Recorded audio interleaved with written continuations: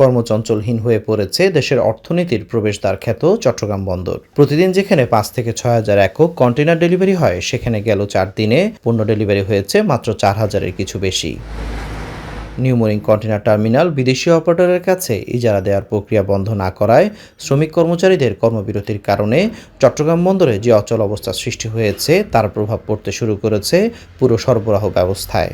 এভাবে যদি চলতে থাকে তাহলে আমরা ব্যবসা বাণিজ্য চালিয়ে নিতে অনেক কষ্ট হবে। এই যে বিড়ম্বনাগুলো, সেই বিড়ম্বনাগুলো কিন্তু ওদের জন্য এই যে বন্দরের যে কস্টিং, সেই কস্টিংয়ের সাথে কিন্তু এটা যোগ হয়ে যাচ্ছে। পাশাপাশি আমাদের যারা বিদেশি বায়ার আছে, বায়ারদের আপনার নানানভাবে কিন্তু এটাকে নেগেটিভ দৃষ্টিতে দেখে। অফডকগুলোতেও বাড়ছে কন্টেইনার জট। মাল খালাসের অপেক্ষায় অলস বসে আছে পণ্যবাহী জাহাজ।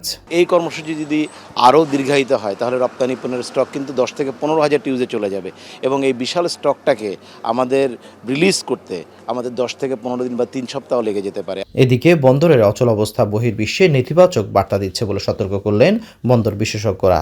এনসিটির হিসাব নিকাশটা পাকাপোক্ত করে যাতে আমাদের কোনো ক্ষতি না হয় সেইভাবে বন্দরের ইন্টারন্যাশনাল অপারেটর নিয়োগ করা উচিত এবং কোনো অবস্থাতেই শ্রমিক কর্মচারী কারোই বন্দর আমদানি নির্ভর একটি দেশ, এই দেশের বন্দর নিয়ে বন্দর করে কোনো দাবি দাওয়া আদায়ের বিষয়ে না যাওয়াটাই শ্রেয়।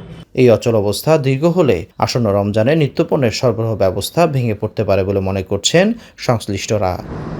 নাইমুল ইসলাম, বৈশাখী সংবাদ, চট্টগ্রাম।